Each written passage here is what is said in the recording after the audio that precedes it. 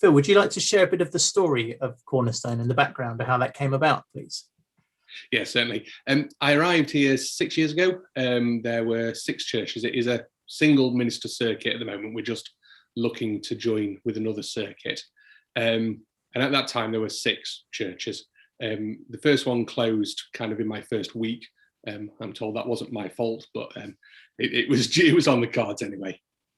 And so we'd been operating as a normal circuit, perhaps within larger circuits, no different to a section, with a number of churches involved. And then a few years ago, the district sent a video out. And although we'd known that things needed to change, and we'd been looking at kind of relationships with neighbouring circuits and just the model of our own church and how it might work better. But this video came out, and after I'd watched it the 7th time across 5 church councils, 1 circuit meeting, and local preachers meeting, and some of the circuit stewards watching it similarly, it was kind of just an eye-opener as to the amount of duplication that happens across our trustee meetings. And so that came at the same time that we were looking at different models, and we came up with kind of the multi-site church model. We looked at the Minster model, where there's one kind of main church with a number of satellite communities around it. But I think it's similar in my last circuit, and I think the same across a number of circuits. Sometimes the relationships between other churches and particularly the larger church in a circuit or a section, that relationship's sometimes not great. And so the Minster model relies on the larger church being the centre of the hub. And automatically that was not going to gel well. And that's how we came up with the multi-site church. All communities are equal, but we're part of one church council, one treasurer, and it simplified the trustee level stuff a lot better. So you have one treasurer, etc., etc. Did you find that, I guess on the one hand you've got fewer treasurers, so fewer roles to fill, but that one treasurer probably has a lot more work to do. Was it difficult persuading the treasurer, just the right person, to take on that responsibility? It wasn't too hard at the time.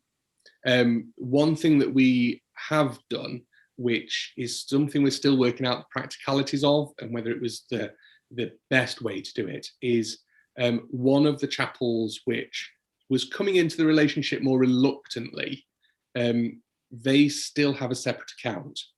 Now, in one way, we kind of approached that in that within Methodism historically, the Women's Fellowship used to have an account, the Sunday School used to have an account. There could be lots of bank accounts within one church. And so we didn't feel it too big a stretch for one of the chapels to have a separate account. It does complicate things a bit, and we're still trying to make that gel. But I suppose in one way it's a similar task to circuit treasurer and the treasurer of a larger church. So it wasn't too onerous a task. So what other roles have been sort of not duplicated, well, were duplicated, but now there's only one role? You talked about the treasurer. So treasurers, pastoral secretary.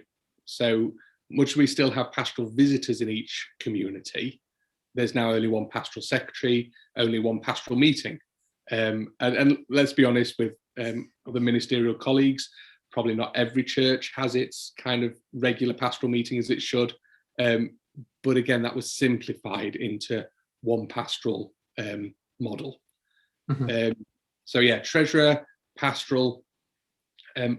Within our setting as a single minister circuit, and so the circuit and the church being coterminous, the worship forum was kind of like just the local preachers meeting with a few other people interested in worship. So things like that were simplified.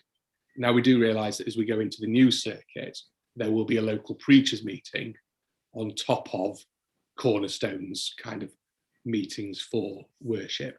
Now, initially, we'd set those up as forums. So there was an outreach forum, a pastoral forum, a worship forum, and a kind of finance and property forum. Now we've figured out that we don't need all of those.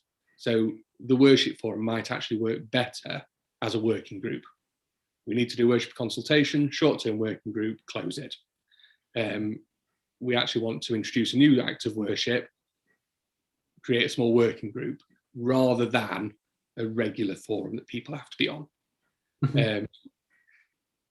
Areas where actually we perhaps had to introduce roles were kind of at local level to bank the offering and to kind of coordinate things at a local level. But every single chapel had its stewards and a treasurer. So they're not they're new roles, but they probably are reduced roles from what people used to have anyway. Oh, yes, yeah.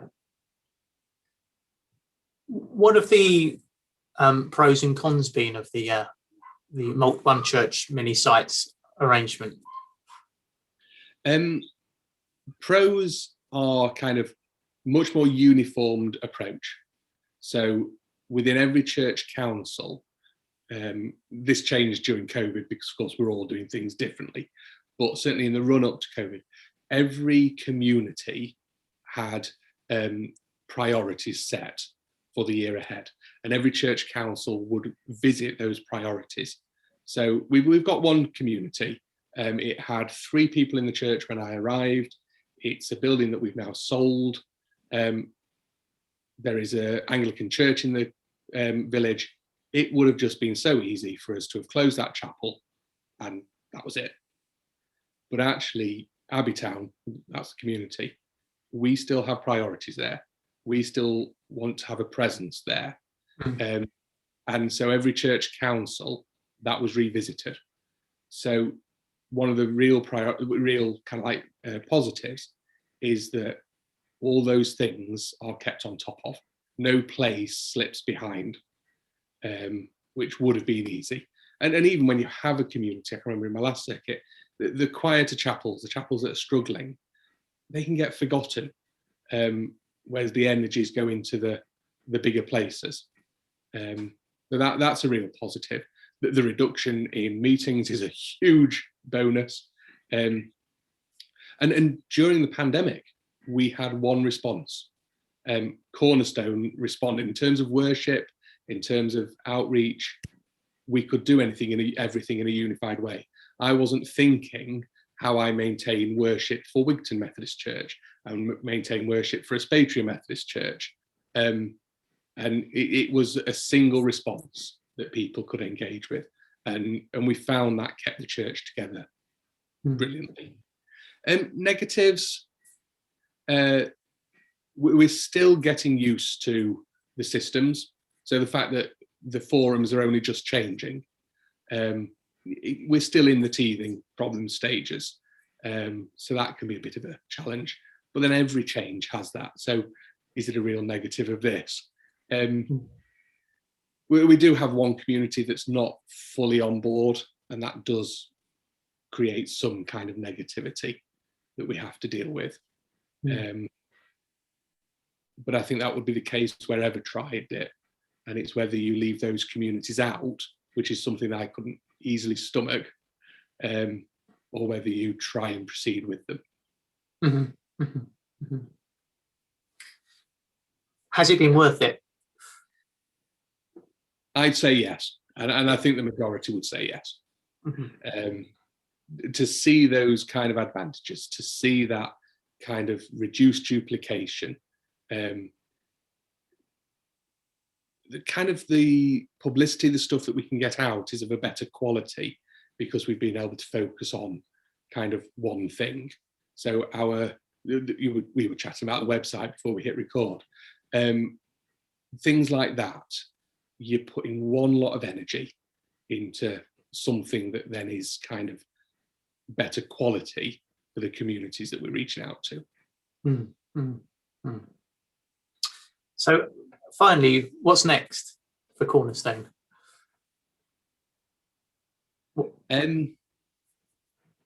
Good question. Right this moment, we are just going through a process of reviewing our outreach and our kind of worship. The church council 2 months ago said, let's not start anything until September. Let's treat this as a blank canvas. What does Cornerstone look like going forward? So in one way, I can't answer that because we're in the middle of this kind of like blank canvas process to see what's next. I think what I can say is it's maintaining a presence in at least those 5 communities, if not more. And we've lost 2 buildings of the 5, and we've got 1 which hasn't got much longer left in it. And so within this blank canvas, we're really exploring church plant models, house church models, going back to the heart of Methodism, where some of our members go down to the Anglican Church. Well, let's actually encourage them within that act of worship, but offering a class system that some point in the week, there is a Methodist presence in all of those 5 communities. And I would hope within 5 years, that's more than 5, that actually exploring those non-building related models, we're reaching more of the communities. I've got about 10 people around one of our villages that has no church presence in it. So actually, what would a church plant look like in that village? So I would hope that that's what's next. Thank you, Phil. It's been really fascinating. Thank you.